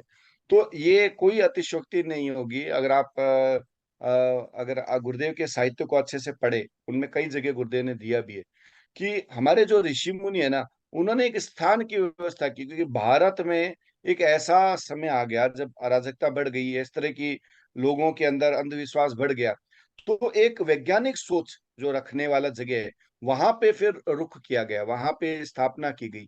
तो एक बात ध्यान रखिए कि अमेरिका अगर सुपर पावर है तो ऐसे ही नहीं बना, ऐसा नहीं है कि आप बात करें बन गया। उसके लिए कड़ी मेहनत, लगन और परिश्रम हुआ, और ऐसे लोगों का वहां पे एकजुटता आई। तो ये जो एकजुटता ये जो आई है ना, ये बिना ईश्वरी इच्छा के नहीं होती, एक जगह इकट्ठा हो जाना सभी लोगों का, एक स्थान बनना। तो ये ऋषि मुनियों की इच्छा से वहां ये प्रचलित हुआ है कि वो जगह बनी। तो ये तो हम लोग अभी ये समझते हैं कि केवल भारत ही इसमें रहे, ये तो है नहीं। भारत क्योंकि हमारा तो विश्व संस्कृति है, विश्व प्रकृति है। तो ये बात जरूर आई है कि वहीं श्रीयंत्र बना, और वहां आप नेट पे सर्च करिए, वहां उस आकृति में बना है और वो समृद्धि का सबसे टॉप में है।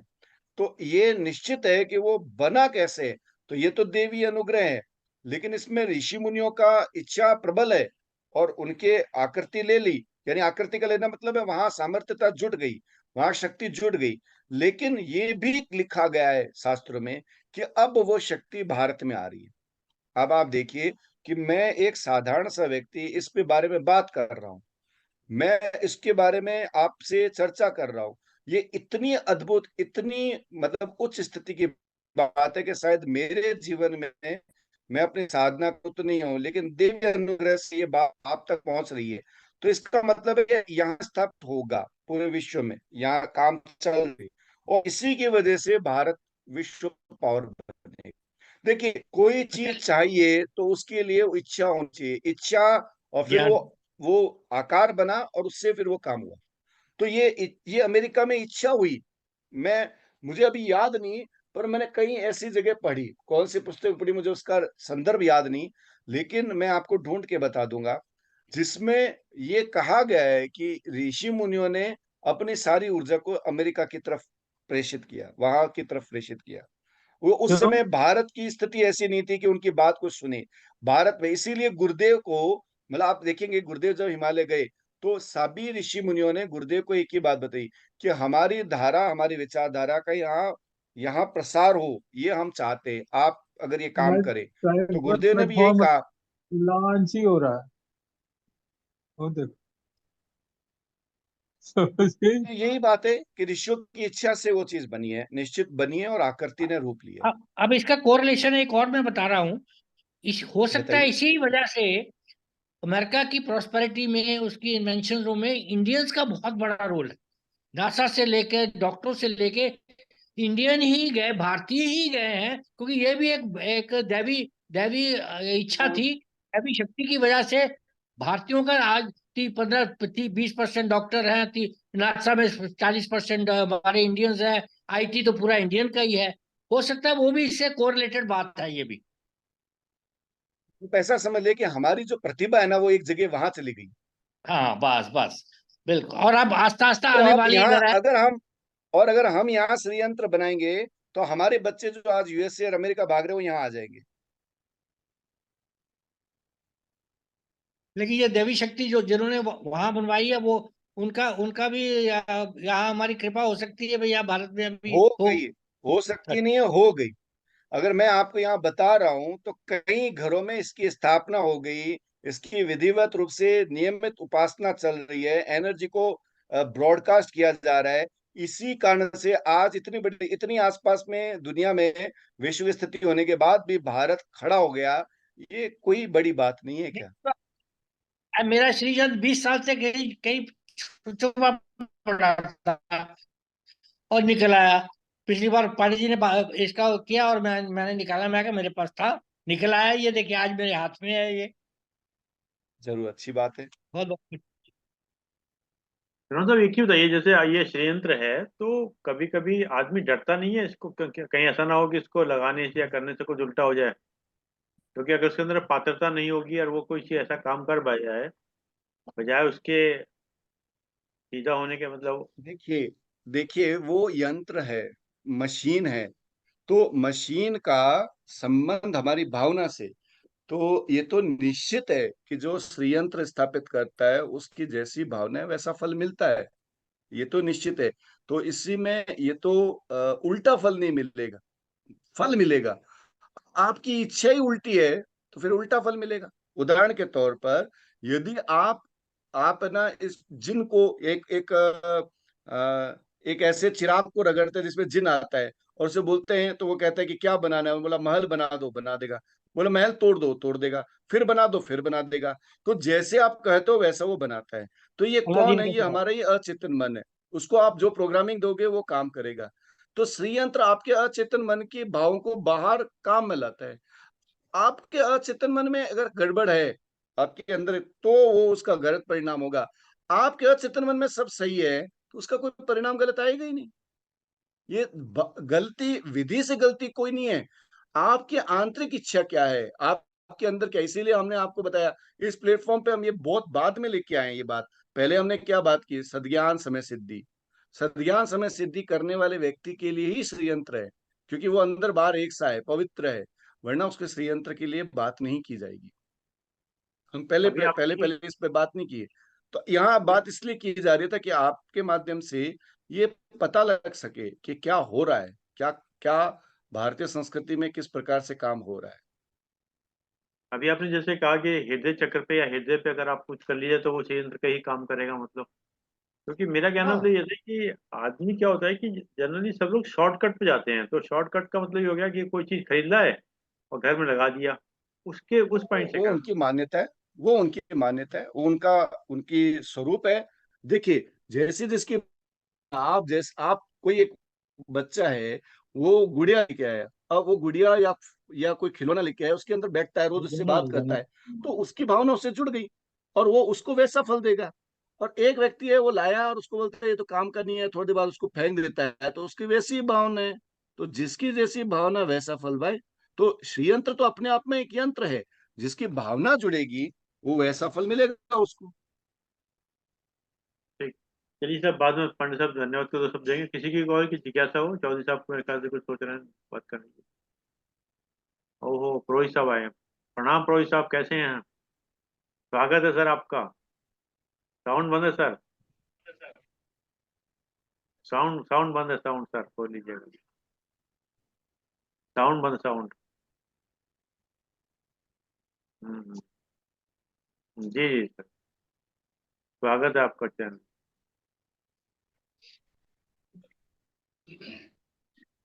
साउंड, हाँ अनम्यूट करता हूँ। हाँ, जी हाँ, जी मैंने हाँ। कहा मैं पहले से सुन रहा था, जी मगर सर, मैंने वीडियो और उसको म्यूट कर रखा था कि मैंने कहा सुनना नहीं चाहिए नहीं, खाली। जी, एक एक शर्मा जी से एक छोटा सा प्रश्न मेरा ये है कि मैं अभी गीता के अध्याय 2 का 45वां और 46वां श्लोक पढ़ रहा था। तो 46वें श्लोक में ये कहा गया है कि वेदों में और ये जो रिचुअल्स में जो कहा है, ये केवल उसके लिए है कि जो हम आ, आ, पृथ्वी के ऊपर जो हम रह रहे हैं और उसमें हम अपनी इच्छाओं की जो पूर्ति करना चाहते हैं, ये उनके उपयोग के लिए खाली ये रिचुअल्स दी गई हैं। मगर अगर आप मेडिटेशन करके और अपने कुंडलिनी को जागृत करने की प्रयास करें, तो फिर ये जो ज्ञान है इसकी आवश्यकता नहीं रह जाती। ऐसा 46वें नहीं है, श्लोक में अभी नहीं अभी है, पढ़ा मैंने। नहीं, एकदम एकदम तो सही बात, तो शर्मा एकदम जी सही इसके बात। बारे में क्या कहना चाहेंगे? हाँ, इसके बाद एकदम सही है।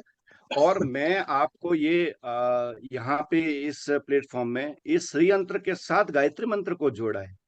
गायत्री जी मंत्र और श्री यंत्र अगर साथ में हो तो फिर क्या मतलब है? अभी हमारी ऊर्जा परिपक्व नहीं हुई, अभी हम इतने जागृत नहीं हुए कि हमारी कुंडली शक्ति से हम चला लें विश्व को, विश्व की कुंडली को हम घुमा दे, हमारे आसपास कोई व्यक्ति आए उसका हम हृदय बदल दे। तो हम बात कर रहे हैं कि हमारे जो मुस्लिम भाई है वो हमारे ही भाई है, उनके उनके जीवन की चेतना में हम बदलाव कर पाए, उनके जीवन को हम बदल दें और हमारे साथ जोड़ दें। जब तक वो नहीं जुड़ेंगे और दोनों एक रहेंगे तो ये हमारे साथ और उनका जो भावना का या जो हमारी मान्यताओं का जो दबाव है वो भी सहन करेंगे, हमें भी परेशानी होगी। तो विश्व शांति तब होगी जब वो सही दिशा में आए, और उसके लिए एक ऐसा ऊर्जा का घनत्व चाहिए जो जो उसके पास जाए और वैसा बन जाए, एक शक्तिशाली ऊर्जा। हमारे अंदर वो है नहीं, तो हम अपनी वो शक्ति की ऊर्जा थोड़ी सी अंदर और थोड़ी सी बाहर अगर लेके चले तो काम चल जाएगा। हम ये नहीं कह रहे हैं कि अगर मेरी मान्यता, मेरी व्यक्तिगत मान्यता यह है कि श्री यंत्र की आवश्यकता नहीं है यदि आपके यंत्र शरीर में यंत्र है। अगर चलता फिरता आपने साधना कर ली तो आप चलता फिरता अपने आप में श्री यंत्र है। लेकिन इसकी ऊर्जा जब आप ज्यादा साधना करते हैं और आप अपनी ऊर्जा को इसके साथ जोड़ देते हैं तो ज्यादा हुई तो अपने आप ले लेगा। और कहीं मैं बाहर हूँ, दिल्ली हूँ, मैं यूपी हूँ, मैं पुलिस वालों के साथ आज मैं बाहर जा रहा हूँ, मैं वहां साधना नहीं कर रहा हूँ, मैं इसका ध्यान करते हुए साधना कर रहा हूँ, तो वो मेरे साथ कनेक्ट हो जाते हैं। जैसे कि कोई एक जगह हो जहां आप अपनी एनर्जी को स्टोर कर दो, पवित्र जगह, और वो स्टोर की हुई एनर्जी आपके जाने के बाद भी आपके आने वाले संतान के काम आए। आपने इस यंत्र एक बार घर में लगा दिया ना, आप चले जाओगे लेकिन वो कहेंगे दादाजी ने लगा रखा है, पर दादाजी ने लगा रखा है, वो बेचेंगे नहीं, बाहर ले जाके फेंकेंगे नहीं, वो उसका विज्ञान समझेंगे। तो आपकी ऊर्जा बनी रहेगी और आपकी ऊर्जा से वो आने वाली पीढ़ी लाभान्वित होगी। तो आपने साधना की, आप तो चले गए, उस साधना का आपके शरीर का जो डीएनए बना, आपकी आने वाली संतान वो उस एनर्जी से कनेक्ट होंगे। भगवान ना करे आपका दोबारा जन्म हुआ उसी कुल में, उसी परिवार में, और आपने उस यंत्र को देखा और आपकी एनर्जी उस एनर्जी से कनेक्ट होगी, तो वापस रिवर्स हो गए ना, आप उसे कनेक्ट कर लिए, आप पकड़ लिए। तो गीता में भगवान कृष्ण ने कहा कि जो साधक जिस एनर्जी से, जिस ऊर्जा से जहां रह जाता है, अगला जन्म वापस वो देता हूं। तो वो जो ऊर्जा वापस मिलेगी उसको कहीं स्टोर करके रखेंगे तभी तो होगा ना। क्या आप मेरी बात से सहमत हैं वैसे? रोहित साहब सुन, जी सर, रोहित जी, उनका वीडियो ऑफ है। अच्छा, आपने इस यंत्र की स्थापना कर रखी है मेरे ख्याल से अपने मंदिर में हाँ, ना? मैं आप लोगों को ये दिखाना चाह जी रहा हाँ, हूँ जी हाँ। कि ये इस तरह से श्रीयंत्र की स्थापना है, जो एक विशेष रूप से एक जो इसका जो ये लगा हुआ है जो चौकी, वो हाँ, भी देवदार वृक्ष की है, देवदार वृक्ष है जो मूलाधार चक्र के रूप में होता है। ये दिशा पश्चिम है और इस तरह से इसकी स्थापना कर रखी है। तो इसकी प्राण और प्रतिष्ठा कर रखी है क्या? बात, हाँ, प्राण प्रतिष्ठा की हुई है क्या इसकी? ये प्राण प्रतिष्ठा करके रखा गया है। जी जी। इस पे क्या जनेऊ लिपटा हुआ, ये जो प्राण चार सौ प्रतिष्ठा धागा, करके क्या है ये धागा जो है, ये 400 जो ये जो आपने लिपेट एक रखा वो क्या चीज है? ये कौन सी धातु का है? ये अष्ट चीजें हैं, उसमें कई सारी मिली हुई है, हालांकि चांदी और सोने का भी आता है, लेकिन ये अष्ट का है। और इसकी ये दिल्ली से ही मंगवाया, जो कि ये शिव योगी वाले हैं, स्वामी शिव योगी वाले हैं, जिनके वो लंबे लंबी दाढ़ी है, इंग्लिश में वो बोलते हैं। उनकी जो संस्था है, उनकी संस्था से लिया गया है। ये मार्केट से वैसे शॉपिंग से नहीं लिया गया है। चलिए साहब, कोई और किसी ऐसी की ऐसी जगह से ही लेना चाहिए, ऐसी जगह से ही लेना चाहिए। वो इसको आप कहाँ वो से इसको पहले से कहाँ से एनर्जाइट करते हैं। वो हाँ इसको जी। पहले से एनर्जाइज करते हैं, ऐसा नहीं है, उसको पहले एनर्जाइज करके फिर हमें देते हैं, और फिर हम उसकी प्राण प्रतिष्ठा अलग से करते हैं। चलिए आदरणीय पांडे साहब।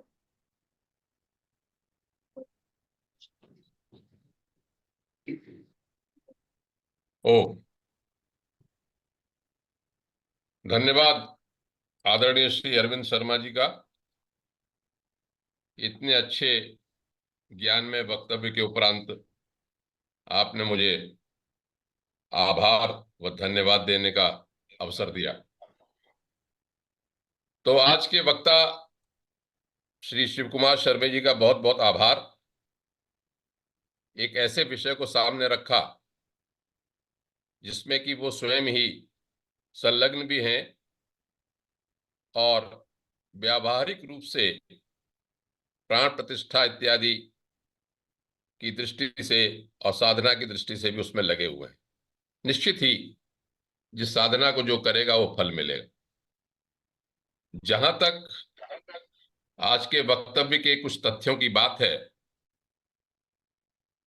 यदि मैं सही हूं तो स्वयं श्री आदरणीय शिव कुमार शर्मा जी ने कहा कि उन्होंने एक अन्य विद्वान श्री इंद्रजीत शर्मा द्वारा तैयार किया गया शोध पत्र को पढ़ा है सामने। यदि सही मैं गलत हूं तो मुझे संशोधित कर दें। जी एकदम सही है। मैं उन सब तथ्यों, बहुत ही अच्छे सब तरह से समावेश किया गया है उस लेख में, उस शोध कार्य में, सभी बातों को। जैसे यंत्र की परिभाषा बताई गई, यवयति यच्छति उणादि सूत्र के बारे में कहा गया, इच्छति त्रायते इति यंत्रम। और बाद में जाके कुछ समय बाद ये कहा गया कि यंत्र जो है वो हथियार के रूप में है। तो अर्थ बदल जाता है जगह जगह के अनुसार। परापश्यंती मध्यमा बैखरी की बात भी की, बिंदु की बात भी की। बिंदु स्फोट मात्रेण वर्णानाम समुद्भव, एक बिंदु के स्फोट मात्र से ही सब वर्णों का समुद्भव किया गया है। और इस वर्ण के बारे में श्वेता श्वेतर उपनिषद का मंत्र बहुत प्रसिद्ध है, मैं उस व्याख्या में नहीं जाऊंगा। नवचक्रमयो देह कहा है कि नवचक्रमय देह है ये। इसके उपरांत ही जैसे आपने षट चक्र से संबंधित इसको स्थापित किया, ऐसे करते करते इच्छा ज्ञान क्रिया शक्ति त्रिकोण की बात बताई। मुख्य बात यह भी है कि 5 बड़े त्रिकोण नीचे की ओर और 4 ऊपर की ओर नवचक्र में देह होके ये 43 त्रिकोण बनते हैं। इसमें 2 बातें इन्होंने कही, मोक्ष की बात भी कही और भोग की बात भी कही कि जो जिस दृष्टि से है उसका स्वरूप बदल जाता है। जब त्रिकोणों की आकृति नीचे और ऊपर ऊपर की जब ज्यादा हो जाते हैं तो मोक्ष क्या कहा कहते हैं। इसी को मैं कहता हूं, शास्त्रों ने इसे हादि विद्या और कादि विद्या के रूप में कहा है। एक मैं लेख देख रहा था जल्दी जल्दी, चूंकि समय कम था, तो आदरणीय शिव कुमार शर्मा जी ने उसे जो महत्वपूर्ण बातें थी वो बताई। यदि मैं सही हूं तो इसमें सौंदर्य लहरी का एक 33वां श्लोक भी लिखा हुआ था। भवानी त्वम दासे मयि वितर दृष्टिम सकरुणाम इति स्तोतुम वांछन कथयति भवानी त्वमिति यः तदैव त्वम तस्मै दिशसि निज सायुज्य पदवीम मुकुंद ब्रह्मेंद्र स्फुट मुकुट नीराजित पदम। भवानी, हे भवानी, भवानी त्वम, जब संस्कृत में लोट लकार में उत्तम पुरुष के एक वचन में भवानी त्वम कहते हैं, तो साधक ये कहता है मैं तुम ही हो जाऊं, तो सायुज्य पदवी देती है। ये बड़ा महत्वपूर्ण श्लोक था। इसके साथ ही सौंदर्य लहरी में ही श्री यंत्र के संबंध में भी बहुत महत्वपूर्ण श्लोक है। चतुर्भी श्री कंठई शिव युवती पंचवी रवि नवाभि श्री कंठो। तो ये श्री यंत्र का मतलब वहां से निकल के आता है। खैर, ये सब बातें कहीं डीएनए से संबंध बताया, और उसके उपरांत जो नव चक्र हैं, जो चक्र हैं जितने के जितने, वो सब मूल से लेके त्रिकोण, चतुर्दशार, अष्टार, बहिर्दशार, चतुर्दशार इत्यादि इत्यादि के बारे में बताया। मेरा सिर्फ कहना, जो अपना अध्ययन वो ये है, और बहुत से ग्रंथों के बारे में भी लिखा है इसमें लेख में, जो आज शिव कुमार शर्मा जी बताने जा रहे थे, समय की कमी के कारण उतना नहीं बता पाए। कल्याण में आज से कोई 90 वर्ष पूर्व संवत 1991 में शक्ति अंक छपा। उसमें श्री यंत्र का स्वरूप एक बहुत अच्छा लेख है, जिसके आधार पर मैंने भी वक्तव्य दिए हैं। जो व्यक्ति, मैं बार बार कहता हूं, जो श्री यंत्र के स्वरूप के बारे में जानने के इच्छुक हो, उसको जरूर पढ़ना चाहिए। उससे ये पता चलेगा कि उसमें कितनी ज्यादा विस्तार है और कैसे कैसे उसको प्राप्त किया जा सकता है। तो आपने बताया उसकी ठीक स्फटिक का भी हुआ है, सुमेरु के रूप में, जो सॉलिड के रूप में, थ्री डायमेंशनल जो है, जो इसकी स्थापना कर रखी है। भूष्ट हमारे ऋषि जी की भी स्थापना, उसके सब का अपना। बात यही आ जाती है कि जब हम ब्रह्मांड की के बारे में जितना ज्ञान प्राप्त कर लेते हैं, उतना ही हमको उसका अभाव होता। यदि अन्यथा चले शिव कुमार शर्मा जी, तो मैं एक दो बात अपने मन की कहना चाहता हूं। सुधार की दृष्टि से है या शोध की दृष्टि से है? शिव कुमार जी, अगर अनुमति हो तो मैं कहूं। अवश्य बताएं। ये तो इस लेख में आप इंद्रजीत शर्मा जी से ये जरूर अनुरोध करना कि शुरू में ये लिखा हुआ है कि आदि शंकराचार्य ने चारों पीठ में श्री यंत्र की स्थापना की जी। तो मेरा अनुरोध ये है कि इसको जरूर ही, क्योंकि आदि शंकराचार्य के ऊपर बहुत ही शोध हो चुका है, बहुत पुराने नहीं है, उनकी जीवनी बहुत उपलब्ध है, तो इसके बारे में जरूर ही आप उनसे सलाह ले लें कि क्या ये बात सही है कि नहीं। अगर सही है तो कभी अगले वक्तव्य होगा तो बताएंगे आप मुझको भी। मैं जो समझता हूं, केवल उनके जो शिष्य सुरेश्वराचार्य हुए, श्रृंगेरी पीठ में जो उन्होंने मठ स्थापित किया, वहां पर श्री यंत्र की स्थापना है। और कश्मीर में जब शारदा सरस्वती का जब वो गए थे, वहां की बात अलग है, लेकिन और पीठों में ऐसा मुझे लगता है। हो सकता है मेरा ज्ञान कम हो, तो इस बात को जरूर देखेंगे। दूसरी बात, ऐतिहासिक तथ्य की बता रहा हूं, श्री यंत्र के ऊपर तो कोई बात है ही नहीं, जितना कहा जाए कम है, मेरी बुद्धि भी अल्प बुद्धि है। एक बात और इसमें लिखी गई कि ये कहा जाता है कि जब आदि शंकराचार्य कैलाश मानसरोवर गए, तो ये तो कहा जाता है कि शंकर की स्थापना, शंकर शिव प्रसन्न हुए और सौंदर्य लहरी या जो कुछ भी उनको जो दिया गया, जो भी बात कही गई, लेकिन ये ऐतिहासिक तथ्य है शिव कुमार शर्मा जी कि आदि शंकराचार्य कैलाश मानसरोवर कभी नहीं गए। ये रामकृष्ण मठ से निकली हुई पुस्तक, शंकर दिग्विजय नामक की पुस्तक, और पुस्तकों में भी आप देख लें, किसी में लिखा हो, लेकिन अधिकतर लोग ये मानते हैं कि आदि शंकराचार्य कैलाश मानसरोवर नहीं गए। मैं इस दृष्टि से कहता हूं कि आप इतने विद्वान, और जब सब जगह बात करते हैं तो कोई ऐसी बात सामने न आए जिससे कि ऐतिहासिक रूप से कोई उंगली उठा सके उसमें। और हो सकता है यदि किसी ने लिखा हो कि भाई आदि शंकराचार्य कैलाश गए हैं, तो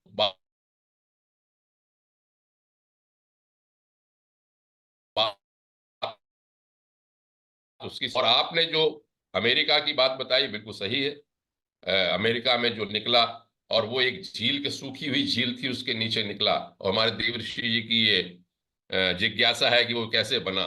तो जब मैं 9 ऋषियों की बात कर रहा था, 10 ऋषियों की बात कर रहा था, तो आपने कहा था क्या वो मनुष्य जैसे थे? तो मैंने कहा था कि वो अति मानव थे, वो मानव नहीं थे। उनके पास वो लोग थे जो ब्रह्मा जी के साथ चलने वाले 10 मरीचि इत्यादि ऋषि हैं, उनके पास विशेष शक्तियां हैं। इसी तरह से मनुष्य के ऊपर की जो सृष्टियां बनाई गई, विद्याधर या यक्ष या देवर्षि, वो उनके पास ज्यादा शक्तियां हैं।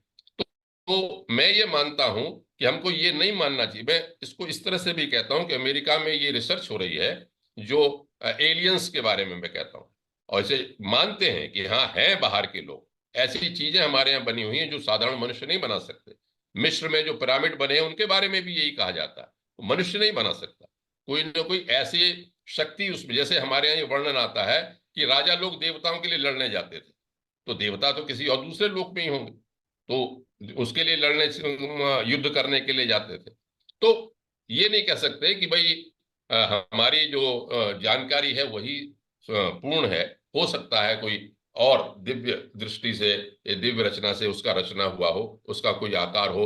लोग तो आपने देखा ही, 14 लोग बताते हैं, पाताल लोक से रसातल से लेके कहाँ तक। तो और सब जगह ये भी कहते हैं कि अलग अलग लोकों में जो, जैसे आपने प्रज्ञा उपनिषद जब सुन रहे थे तो उसमें दिव्य लोकों का वर्णन था, महाभारत में भी दिव्य लोकों का वर्णन है। और दिव्य लोकों में जैसे वरुण का लोक अलग है, पाताल लोक अलग है, उसके अधिष्ठाता अलग है, तो कहां पर क्या रचना हुई इसके बारे में कोई शंका नहीं की जाती। लेकिन ये बात शिव कुमार जी की भी सही है कि हाँ भाई श्री यंत्र देखा था 1990 में। तो कुल मिला के श्री यंत्र के बारे में बहुत अच्छी जानकारी, हम सब लोगों को प्रेरणा लेनी चाहिए, और जो भी इससे लाभ उठाना चाहें वो हमारे श्री शिव कुमार शर्मा जी से संपर्क करें, वो इनको स्थापित करने में सहायता करेंगे। अलग अलग तिथियों में, जैसा उन्होंने बताया कि वेबिनार के माध्यम से वो इसको स्थापना कराते हैं। मेरी बात सुन रहे हैं शिव कुमार जी? बहुत अच्छे से वैसे आप एकदम अच्छा, आराम से, और मैंने तो नोट भी किया है। इसको आप उनसे शिव कुमार जी से संपर्क करें तो लोगों को लाभ हो सकता है। आज के बहुत ही ज्ञानपूर्वक वक्तव्य के लिए बहुत बहुत आभार, बहुत बहुत धन्यवाद। और गायत्री मंत्र से किस प्रकार उसका संबंध ज्यादा है, वो कुछ अंश कम रह गया, तो आगे यदि जी आप चाहें तो किसी न किसी वक्तव्य में उसको विस्तार से कहें, जिससे मेरी भी उसमें रुचि है जानने की कि वो गायत्री मंत्र से कैसे संबंध विस्तार से उसका हो सकता है। और इन सब बातों के साथ पुनः धन्यवाद, आभार। मैंने जो बात दो कही उसे अन्यथा न लें, मेरी ये कभी भी मंशा नहीं रहती, मैं कभी बोलता नहीं हूं किसी वक्ता में, लेकिन एक ऐतिहासिक तथ्य मुझे लगा इसलिए मैंने वो इशारा किया, और कोई अन्यथा न ले दे इसको, तो मैं बहुत बहुत आभार प्रकट करता हूं, धन्यवाद देते। ओ बहुत बहुत धन्यवाद सब आदरणीय। मैं बहुत बहुत धन्यवाद। और मैंने दोनों बातें अच्छे से नोट की, और इसको इसको क्लेरिफिकेशन करके हम फिर जरूर लेंगे, क्योंकि इस कहीं ना कहीं कोई तथ्यों की कमी है, तो उसको कहाँ रेफरेंस से लिया गया, किस जगह से, तो ये हम स्पष्ट रूप से कहेंगे। और ऐसा हमें अच्छा लगा कि आप इतने गौर से सुन के उस चीजों को निकाले। तो ये हमारे लिए, हमने नहीं, जो मैं श्रृंगेरी उसको शर्मा प्रोजेक्ट जी, किया अभी था मैं सर। श्रृंगेरी पीठ भी गया था, मैं श्रृंगेरी बढ़िया। शंकराचार्य से भी मिलके आया हूं मैं। जानते हैं अरविंद शर्मा जी, थोड़ी सी रुचि रखता हूं इन सब चीजों में, क्योंकि ऐतिहासिक जो विद्वान लोग जब बोलते हैं तो बिल्कुल ऐसा होना चाहिए कि कोई उस पर उंगली न रख सके। जरूर। ठीक है। और और अन्यथा कोई बात दूसरा, पता चले तो आप मुझको भी बताइए, जिससे मेरा भी ज्ञान वर्धन हो। जरूर जरूर मैं ऐसा बताऊंगा। और जो आपने बताई थी कि हमने गायत्री मंत्र के साथ, तो एक सेमिनार यहाँ हो चुकी है हमारी, जिसमें हमने, याद होगा, हमने लिया था गायत्री मंत्र, और अब इससे हमारा स्थूल सूक्ष्म कारण शरीर कैसे बनाए। वो और उसमें बिल्कुल हमने सही बात षट है, मैं तो जो, केवल ये अनुरोध करता उससे, हूँ कि श्री यंत्र से कैसे संबंध है ये बताएं। हाँ, उसका कोरिलेशन है ना, वो उसी से था जो हमारा हृदय चक्र था, हृदय चलिए चक्र खैर, में अष्टदल। ठीक, तो हम उसको उसको फिर एक बार और लेंगे, और हमने पहले जैसा भी इसमें लिया चाहे, हुआ है। जैसा भी चाहे। विशेष रूप से मैं इस बात पे जोर देता हूँ श्री यंत्र और गायत्री मंत्र के बीच में। जरूर जरूर जरूर। बहुत बहुत धन्यवाद आदरणीय आनंद पंडित साहब, बहुत बहुत धन्यवाद आदरणीय शिव कुमार शर्मा साहब, आपने समय निकाल के समय दिया। और जूम के लोगों का विशेष रूप से धन्यवाद कि उन्होंने समय निकाल समय दिया। और जैसा कि एक विचार के साथ और 3 बात ओम के साथ अपनी बात को समाप्त करते हैं। आज का विचार, अगर मनुष्य के मन में अच्छे विचार, प्रेम, दया, सहयोग, नम्रता आदि आत्मिक गुण नहीं है, अगर मनुष्य के मन में अच्छे विचार, प्रेम, दया, सहयोग, नम्रता आदि आत्मिक गुण नहीं है, तो संसार रूपी नाटक नीरस अनुभव होगा। संसार रूपी नाटक नीरस होगा, क्योंकि आत्मा के सिवाय इस संसार में सब कुछ जड़ है।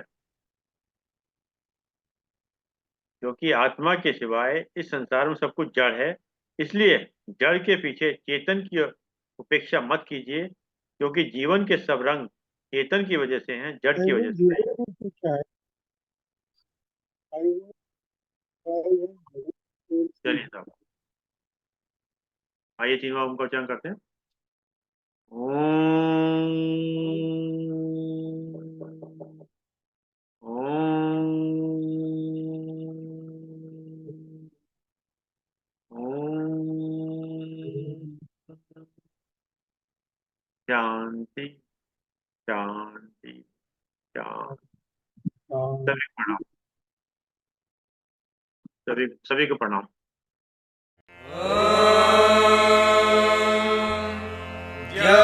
शान्तिरन्तरिक्षं शान्तिः पृथिवी शान्तिरापः शान्तिरोषधयः शान्तिः वनस्पतयः शान्तिर्विश्वे देवाः शान्तिर्ब्रह्म शान्तिः सर्वं शान्तिः शान्तिरेव शान्तिः सा मा शान्तिरेधि। ॐ शान्तिः शान्तिः शान्तिः।